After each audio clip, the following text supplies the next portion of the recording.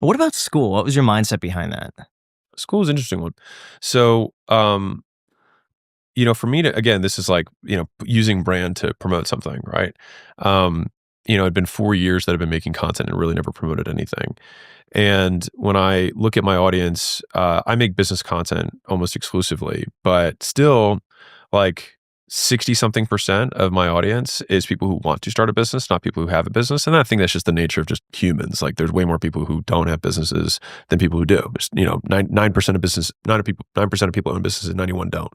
And so if we're at 30% or 33% people who are my audience own businesses, we're 3 or 4 times represented on like overrepresented by business owners because I make business content. Anyways, to answer the question, I was like, is there something that I can do with this larger audience that can help them get started in a scalable way that would provide value to everybody? And so I got approached by a gazillion companies, probably like you do, over the years for the audience and the access and the distribution that we have. And Skool was a company that I had been following since 2018. So I've known Sam for a long time.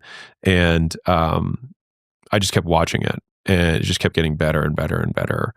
And it's just like all I heard was good. It was just all good word of mouth because I'm so concerned with my reputation too, that I'm like, if I promote anything and it's not awesome, you know what I mean? Like I could take a hit. And so that company was just compounding month over month over month, just on word of mouth. It had zero marketing whatsoever. It had amazing customer retention in terms of people who started communities, and also member retention, people who are in communities. So it's like people are in there getting good experience. People who are starting communities are getting good experience.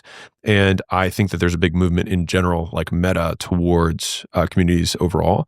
And so I thought, like from a macro perspective, I think it was well timed and well placed.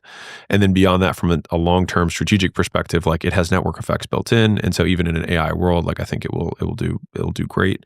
And so for all those reasons, it was also something that would work for people who are just getting started. And so that's why I invested in Skool and then I promoted it. So I thought it would help the 60 something percent that didn't have businesses get started. And also for the 30 something percent of people who had businesses who wanted to start, like have a place that's not like an email list for all their people to house. I saw it as a much better option than like a Discord or. Do you worry when it comes to Skool? The one thing that I've seen in terms of a bit of a complaint seems to be that there is at some level this like MLM aspect to it, where I've seen schools that people promote that teach you how to make money on Skool. Yeah. So like a school for school. I think that's just going to happen no matter what. Like there's YouTube channels about how to make YouTube channels. There's like, if there's anything that someone has figured out to generate a living, then there's going to be people who sell how to do that thing. And so I think if we chunk up a level, the question is there something wrong with that? Right. And then number 2, the MLM component. So I can break that in 2 parts. The MLM thing is just like, we have a referral commission, which is like not a very uncommon strategy. And the internet, affiliate. Yeah. The internet doesn't really deal with nuance, but it's not like it's multi-level. An MLM has multiple levels. This has one. You refer a friend, you get a percentage. Like a credit. like anything. Like if I refer you business, you probably give me 20%. So like, whatever.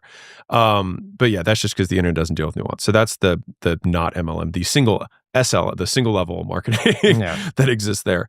In terms of what people do with their community, we're pro free speech, anti-censorship. Like if it's legal, you can have a community about it. If you want to have a community about painting, have a community about painting. If you want to have a community about Facebook ads, have a community about Facebook ads. You want a community about finding the perfect cologne for you, you can have that. You want to have one about painting model cars, you can do that. You want to have about making sick beats. I'm just naming off the top of my head, all different communities.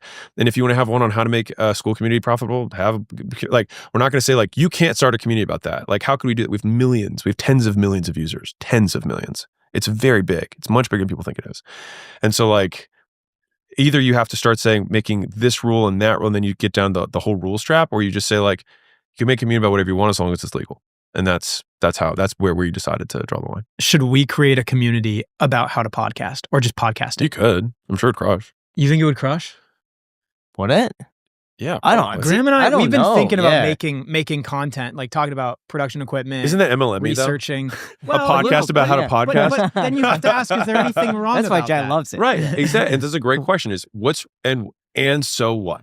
And what's wrong with it? I'm going to out myself right here. I think there's nothing inherently wrong with an MLM. However, they're used in really inappropriate ways a lot of the time. But inherently, nothing wrong. It's just an affiliate program. Of course. I feel where it goes wrong is people are deceptive about maybe the practices or the buy-in.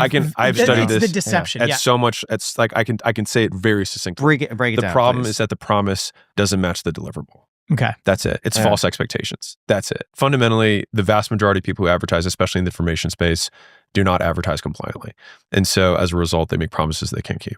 And so people get false expectations. That being said, do I think there's anything inherently wrong about saying like, I learned how to do this.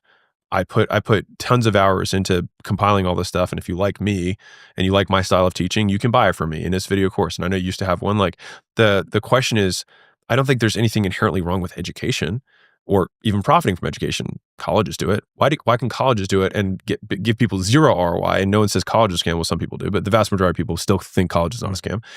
It's simply because they don't promise anything. That's it. That's fundamental. Like it just comes down to that. If you just don't promise anything, then you're kind of in the clear. If you're like, hey, I put together a course on how I succeeded as a realtor.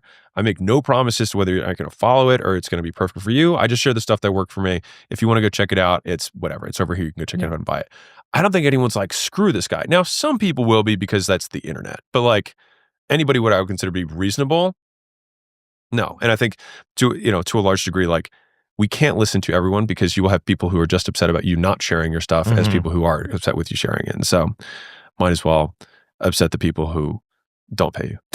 Vegas Matt also put it really well because he was involved in one before. You know who Vegas Matt is? No. He's a YouTuber here in Las Vegas. He's a massive YouTube channel on gambling. But he said that MLMs are effectively better because the money actually goes to the people that are closing the sale rather than giving it to advertisers that are just going to inundate people. Oh, yeah. They just take from a business model perspective, you take your advertising, you basically take your entire allowable cost to acquire a customer and say, instead of giving that to anything, I will just give that all to my sales team. And then I will incentivize them to recruit other salespeople so that we can have a continued distributed base. So that instead of having a sales manager who's getting paid a base salary and a small percentage of everyone's sales, it's just like it's all performance. And having the multi-level structure allows you to recruit teams just like you would in a business. Wait, all businesses are pyramids. Are all businesses pyramid schemes? Like, come on. Like it's Illuminati. Like we just say things, but no, I don't think there's anything inherent. Like I think where people get in trouble is making deceptive claims and making false promises or promises that they know to not be true, and the associations. So basically, MLM has a bad brand. It does. There's enough negative associations that people who might be otherwise really good MLMs still take the heat for the bad ones. People who sell information and education will take the heat for all the people who sell the bad ones. And so that's the rub. I don't think there's anything wrong with selling education. It is interesting how deeply rooted that hatred is for a lot of people. Like it is like the most sensitive topic for a lot of people. Yeah. I'm curious, are there any business models that you kind of secretly hate but they're highly profitable? Maybe because they're like intellectually lazy or like just morally lazy maybe too? No. You'd say anything? I very much stand from the position like if it's legal, then if someone is willing to exchange money, like again, capitalism based on voluntary exchange between two parties, and both parties make the exchange voluntarily because they both believe they'll be better off. Now the belief part is where deceptive components come into play, right? But inherently, I don't have an issue with someone I don't claim to have a moral superiority that my way of making money is better than someone else's way of making money. Now, my business might be perceived as more valuable to an investor, which is a different thing. So if you're like, are there business models that make cash flow but don't have inherent value? Yeah, there's tons of those. But do I see that as bad? No. I just see it as different. And that's fine. So if someone were to take Skool as an example and just copy it and do their own thing, why do you think that business would fail? Network effects. We already have tens of millions of users. It's very hard to do. And what if that It's also the details. Why doesn't someone just copy Facebook? It's like they could just copy it exactly. It's like, the people aren't there. What if there's another influencer who's backing like skool2.0.com, let's just say? It's also easier said than done, to copy. There's a lot of details on how it's programmed and how it works and what content gets surfaced and what algorithms run. Like there's a lot of details in the business that make it's the product is so detail driven. It's all the tiny things. It's not like you could copy the colors and the layout. And there have already been plenty of people who've done that, but they don't go anywhere. And so, but we could say that about any business.